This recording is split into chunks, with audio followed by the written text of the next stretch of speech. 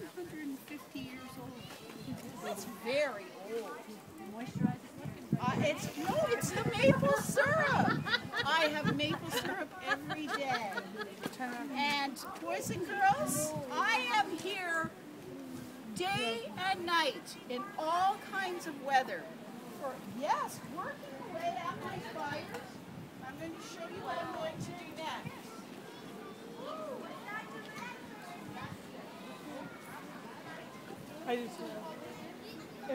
This long-handled pot is called a ladle.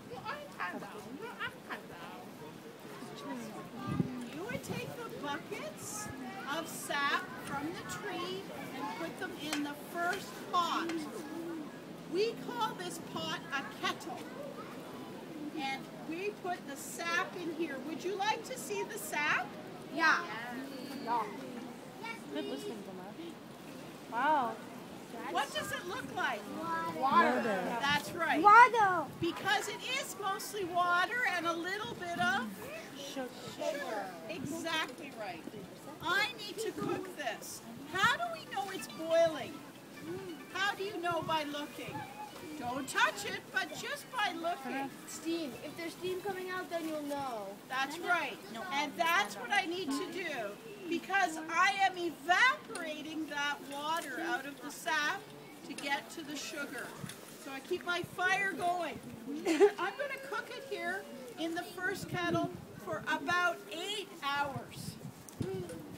After 8 hours, I take my ladle and I ladle it into the middle kettle.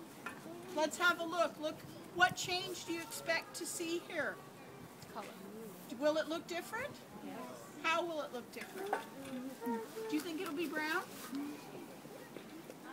I was going to say the same. Were you? Okay, Yes. let's see. I think you're all right. No.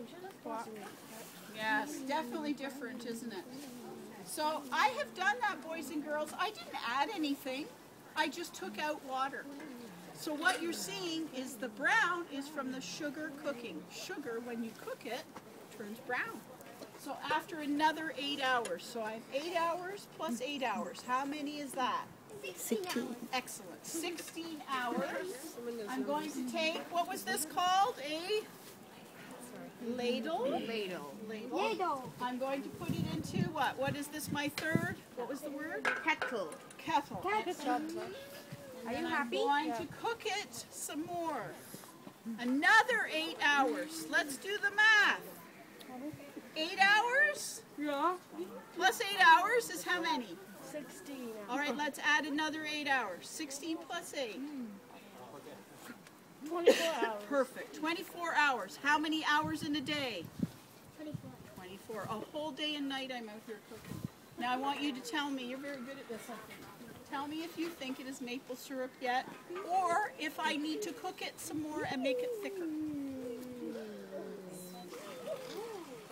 Listen to it. Does it sound watery? Yes. Splashes? Yes. You're right. It's not sticking to the ladle. It's not sheeting. We need to cook more. Yes. Sheeting. Yes. We're going to cook it some more. But let's pretend it was ready. You going to take it?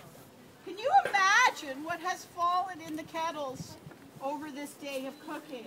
Leaves, bark, maybe some spiders' webs. How about some sugar? Stand back, hon. I don't want you to get too close. It's very boiling. Sugar, sand, that's minerals that's in the sap. You don't want to eat those things, so we have nice clean syrup. Who here has syrup at home? Where do you keep it when you've opened it? Where do you put it back after you've eaten it? Anyone? Do you keep it under your bed? No. In your pocket? No. Where? In your refrigerator, never the cupboard. Granny Maple has no electricity. She cannot keep maple syrup cold. So we learned from the Aboriginals, cook the syrup more than 24 hours. It will start to form sugar crystals. It will get very, very thick. And before it gets too thick, you take a spoon and you put it into this. Looks like a little pan. This is a sugar mold. You let it cool, and when it cools, it gets hard. Out it comes. Listen. By boiling that syrup more, what have I made? What do you think this is? Candy. It is a type of candy. The Sugar. best candy in the world. Yes, pure maple sugar. That's all it is. Nothing added, just the water taken out.